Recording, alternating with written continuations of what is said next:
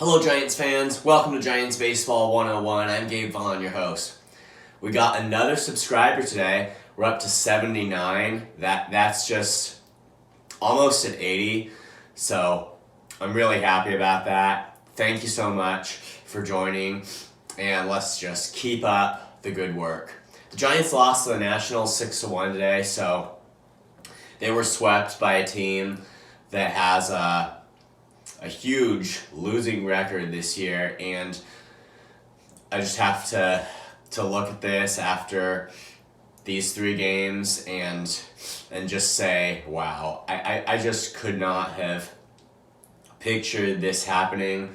It's totally contrary to anything that we could have expected, and that's happening at a really bad time. And so far, there doesn't appear to have been a threat to the Giants' status as contenders. It's not that far gone to be to really put up that level of seriousness yet, but it's still a 5-game losing streak is definitely not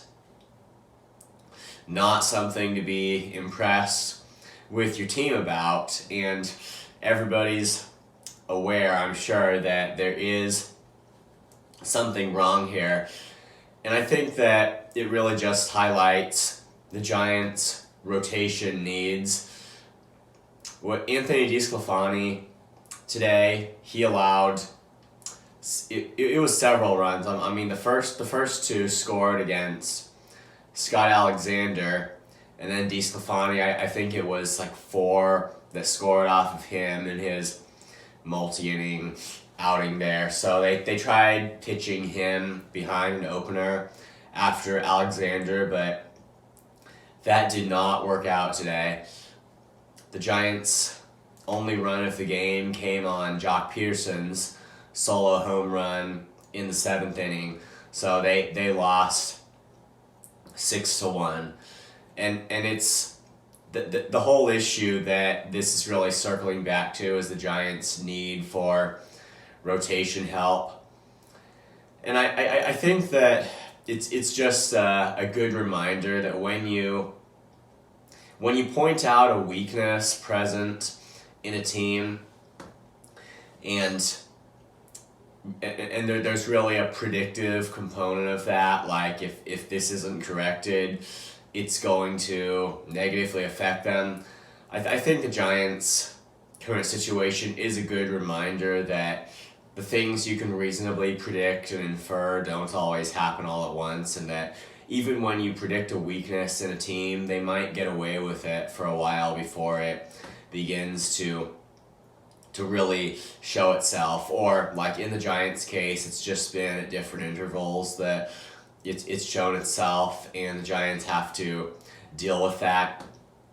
But I think that what we've seen, particularly over this series, is just that this being a problem was inevitable. We really saw the inevitability of seeing the side effects of a major problem that everybody knows exists with the team.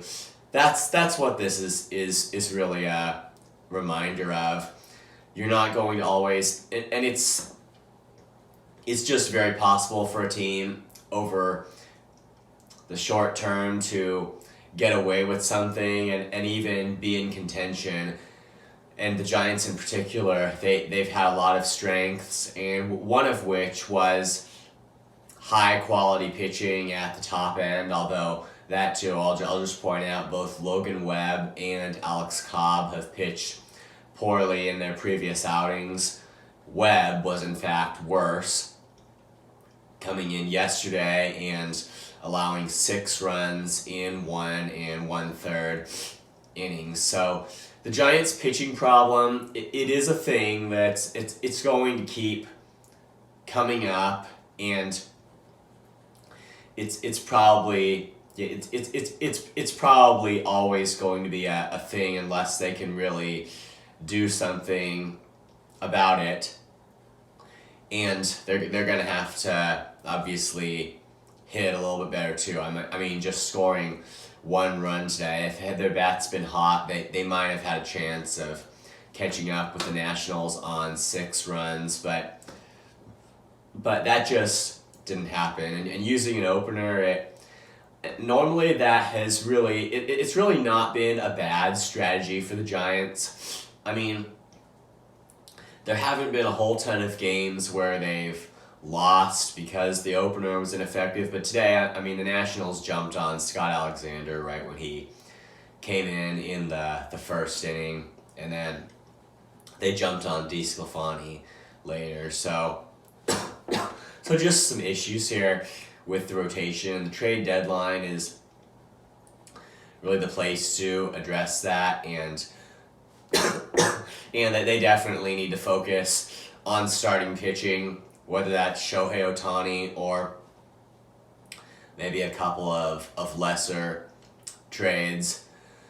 But that's just the area where they got away with it a little bit, and they've still shown the ability to be hot. But if they if they really want to achieve consistency, which I believe at some point, I'm just going to take a pause and say that that's very likely necessary for a division win. It's this season from the beginning until now has been a seesaw. But the Giants, if they want to win the division, more than likely, they have to achieve a consistent way of playing where they don't fall. Excuse me. Where they don't fall into these multi-game losing skids like they just did. Excuse me, I don't know what's with me today.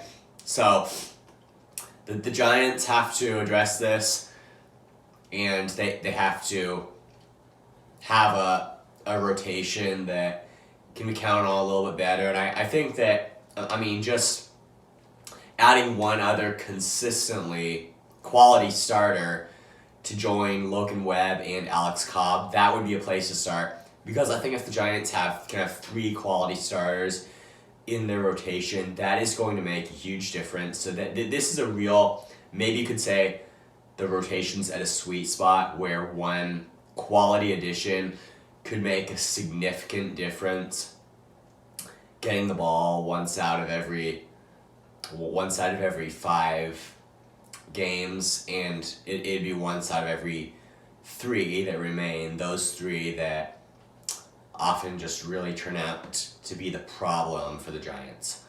So, however we're going to put it, this problem is just, it's a real one. The Giants are going to have to fix it. As far as inside their organization, I do wonder why they don't call up Keaton Winn. I mean, it's not, I want to be clear, it's not that I view Winn as the ultimate hero down the stretch. His ERA, I believe it was 4.09 before he was sent down.